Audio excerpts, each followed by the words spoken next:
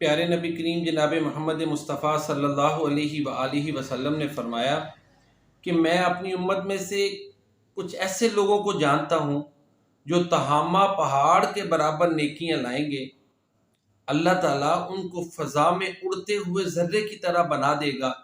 سبحان رضی اللہ تعالیٰ عنہ بیان کرتے ہیں کہ میں نے عرض کیا اللہ کے رسول صلی اللہ علیہ وسلم ان لوگوں کا حال ہم سے بیان فرمائیں اور کھول کر بیان فرمائیں تاکہ لا علمی اور جہالت کی وجہ سے ہم ان میں سے نہ ہو جائیں۔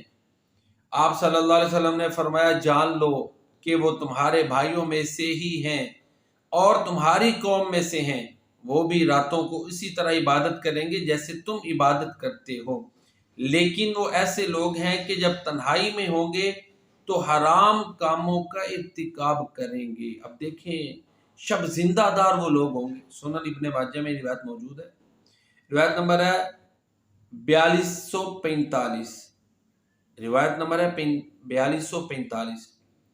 اب دیکھیں یہ لوگ شب زندہ دار ہوں گے، راتوں کو عبادت کریں گے، لیکن ان کی خامی کیا ہوگی کہ یہ جلوت میں تو عبادت بڑی ٹھیک ٹھاک کریں گے، بدی سے بچیں گے، برائی سے بچیں گے، لیکن خلوت میں یہ برائیوں کے ارتکاب کریں گے، کیونکہ تنہائی میں ان کے علاوہ اور اللہ کے علاوہ کوئی دوسرا نہیں ہوتا، اللہ کی ذات ہوتی ہے اور وہ خود ہوتے ہیں۔ تو لہٰذا یہ ایک بہت بڑی خامی ہے کہ جلوت میں تو اپنے تقوی کا، نیکی کا، اپنی عبادت کا بڑا دھیان رکھے اور خلوت میں کوئی پرواہ نہ کرے، کیونکہ خلوت کا معاملہ تو اللہ کے ساتھ خاص ہے نا، اسی سے تو اخلاص کا پتہ چلتا ہے۔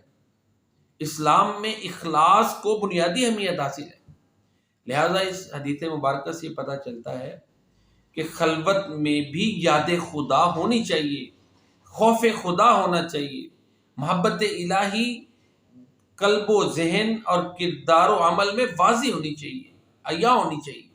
حدیث شریف میں آتا ہے، ایک اور حدیث ہے کہ جو بندہ تنہائی میں اللہ کو یاد کر کے رو پڑے، اللہ تعالیٰ اس کو جہنم کی آگ کے اوپر حرام قرار دیتے ہیں، ان آنکھوں کو جن سے آنسو بہتا ہے۔ جو رو پڑے اس کو اللہ عرش کا سایہ عطا فرمائیں گے تنہائی میں۔ یہ تنہائی کی باتیں ہیں نا۔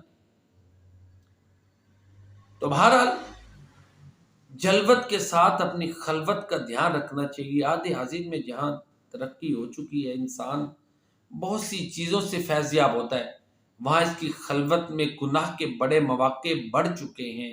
یہ ذہن میں رکھے کہ اللہ دیکھ رہا ہے، جس حالت میں بھی ہے انسان کو اللہ دیکھ رہا ہے، گفتار اچھی ہے، اس کا موٹیو کیا ہے، اللہ دیکھ رہا ہے، خلوت کیسی گزارتا ہے اللہ تعالیٰ کو پتہ ہے، جلوت کیسی ہے، خلوت کیسی ہے، گفتگو کیسی ہے، پھر گفتگو اچھی ہے تو اس کے پیچھے نیت کیسی ہے اللہ کو پتہ ہے۔ لہٰذا اخلاص للہیت، اس کو انسان ہر وقت جو ہے نا تھامے رکھے۔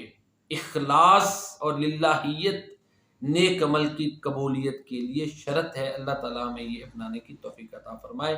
وما علینا الا البلاغ المبین۔